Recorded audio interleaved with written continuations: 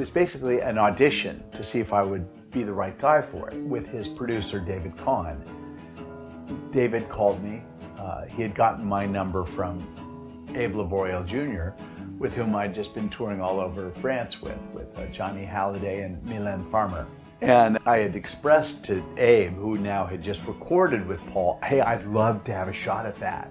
He said, yeah, we're looking for a guitar player who plays some bass. And I said, I'd love a shot at that.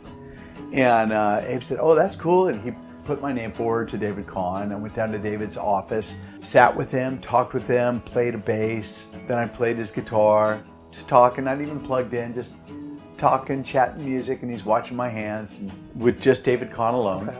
And at the end of the meeting, he said, well, this has been great, man. You know, you seem like a cool guy, and Abe says you're great, and you look like you play well, and I'm going to put your name forward. There's other guys in line, but yeah, we'll see what happens. He put my name forward. That was it.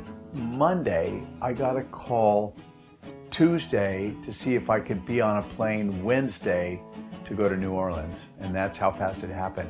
Within a week of that call, I was back home. Paul didn't hear you, or? Paul left it up to David Kahn. That's trust, man. That is some trust. Well, they'd just done an album together, and David had brought in that band, which was Abe and Rusty, and a guy named Gabe Dixon on keyboards. So I think he was fairly trusting of David Kahn's taste, and you know, I'm very grateful to David Kahn.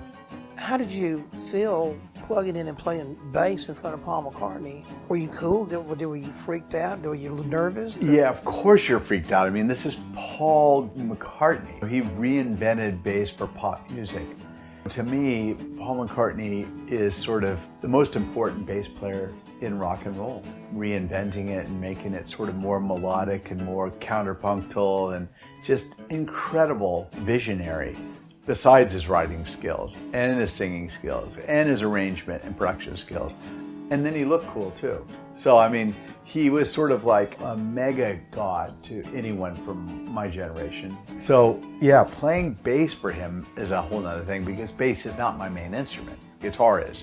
But, you know, I was just lucky enough to not screw it up that first day. And at the end of the first day of rehearsal, I'd gone home and woodshedded a bunch.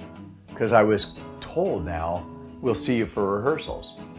I'm like, what? Paul said, yeah, stick with Abe and Rusty. They'll show you the ropes. See you in March. And I ran back to town, set up a little rehearsal studio, microphone standing up, acoustic, 12-string, 6-string, bass, and a stack of CDs. I just went through every Paul, Wings, and Beatles record that I could get my hands on and learned everything. I didn't have a set list. I had no idea what I was going to play on any of it. I didn't know if I was going to play guitar or bass on any given song, so I'd just learn everything I could.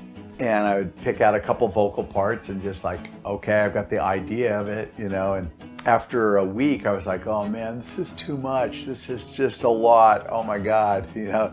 And then the second week I had Abe come over and he kind of listened and he was all chill and happy and approving and gave me some confidence. 3 weeks after that, after more work, I had my first day of rehearsal.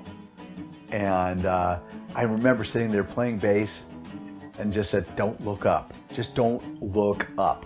I just kept my nose down and did the work that was in front of me. And at the end of the first day of rehearsal, he said, okay guys, sounds good. I'll see you tomorrow. And it wasn't until then that I felt like I could tell more people that I think I'm going on tour with Paul McCartney.